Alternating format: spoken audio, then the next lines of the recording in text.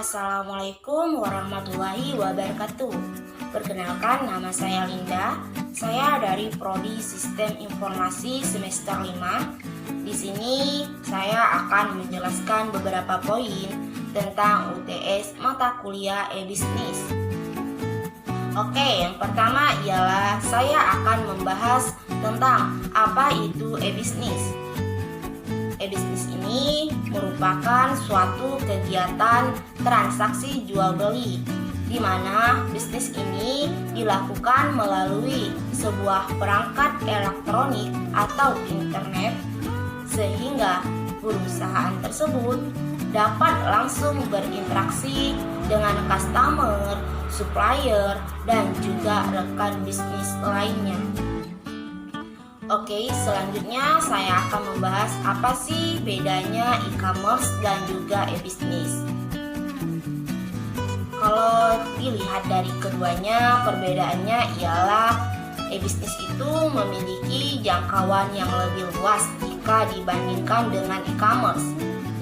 Karena e-bisnis ini meliputi modal, SDM, segala proses pemasaran, produk dan jasa, setiap resiko di dalamnya setelah melakukan pembelian barang maupun jasa tersebut. Sedangkan e-commerce hanya sebatas pada proses jual beli saja, yaitu melalui sebuah jaringan internet dalam wabah situs ataupun web saja, seperti itu.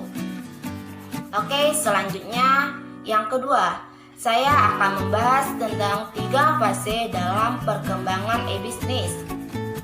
Adapun fase yang dalam tersebut ialah fase inovasi, di mana fase ini muncul pada tahun 1995 sampai tahun 2000. Fase ini memiliki beberapa ciri, yaitu bisnis dijalankannya berdasarkan perkembangan teknologi seperti perkembangan internet, komunikasi, dan juga pertukaran data.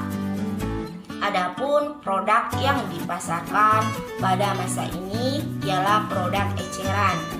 Contohnya ialah Amazon yang menjual buku dan juga musik MP3. Oke, selanjutnya ialah fase yang kedua, yaitu fase konsolidasi. Fase ini muncul pada tahun 2001 sampai 2006.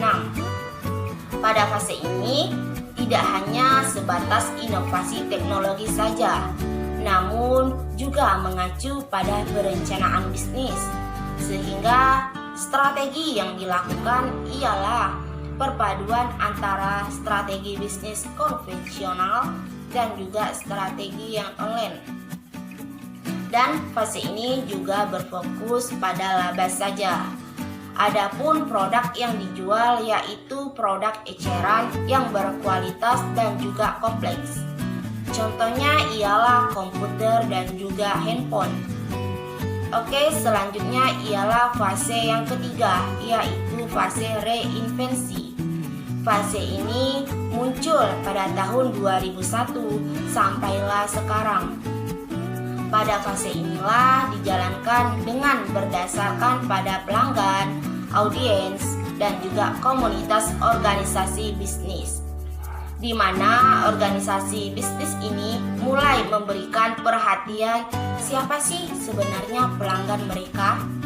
Jadi, pada fase ini tidak hanya semata-mata mengejar target penjualan ataupun laba saja, namun juga memperhatikan pelanggan juga.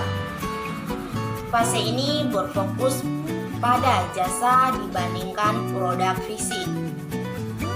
Oke, selanjutnya ialah yang ketiga.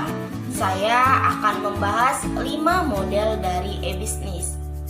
Oke, yang pertama ialah model B2B e-commerce atau biasa disebut dengan business to business. B2B ini berfokus pada penyediaan produk dari satu bisnis ke bisnis lainnya. Jadi, contohnya pun ada di Indonesia, yaitu seperti Ralali.com, Indotrending, dan juga Indo Network. Oke, selanjutnya ialah yang kedua, model B2C atau biasa disebut dengan business to consumer, di mana model ini dilakukan pada pasar e-commerce.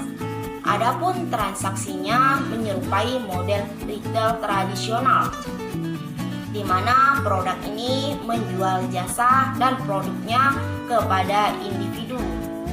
Adapun contohnya ialah Blibli.com, JD.id, dan juga Lazada. Oke, selanjutnya ialah yang ketiga, yaitu model C2C e-commerce atau biasa disebut dengan consumer to consumer, di mana C2C ini terbagi menjadi dua model, yaitu marketplace dan juga classic field, di mana kategori C2C e-commerce ini konsumen dan individu dapat menjual maupun membeli produk dari konsumen lainnya. Adapun contoh dari marketplace-nya ialah Bukalapak, Shopee, dan juga Tokopedia. Oke, yang keempat ialah model C2B e-commerce atau biasa disebut dengan customer to business, di mana model bisnis ini ialah konsumen menyediakan produk atau layanan ke perusahaan, di mana bisnis ini menghasilkan produk dan layanan ini untuk konsumsi konsumen. Adapun contohnya ialah isokfoto.com. Ini untuk media bagi fotografer. Oke, selanjutnya ialah yang kelima, ialah model dari e-commerce administrasi publik atau pemerintahan B2G. B2G ini ataupun biasa disebut dengan customer to government. Ia merupakan model bisnis yang menjual produk, layanan, atau informasi kepada lembaga pemerintahan. Adapun contohnya ialah Clue.id, yaitu ia menyediakan CRM untuk lembaga pemerintahan. Selanjutnya ialah yang keempat. Saya akan membahas tentang satu contoh dari infrastruktur dalam e-bisnis. Saya mengambil contohnya ialah CRM atau biasa disebut dengan Customer Relationship Management. CRM ini merupakan aplikasi infrastruktur yang terpadu karena memberikan dukungan kepada sebuah sistem informasi, yaitu manajemen dalam hubungan pelanggan. CRM ini juga lebih berfokus kepada kebutuhan pelanggan agar dapat memberikan layanan secara cepat dan tepat.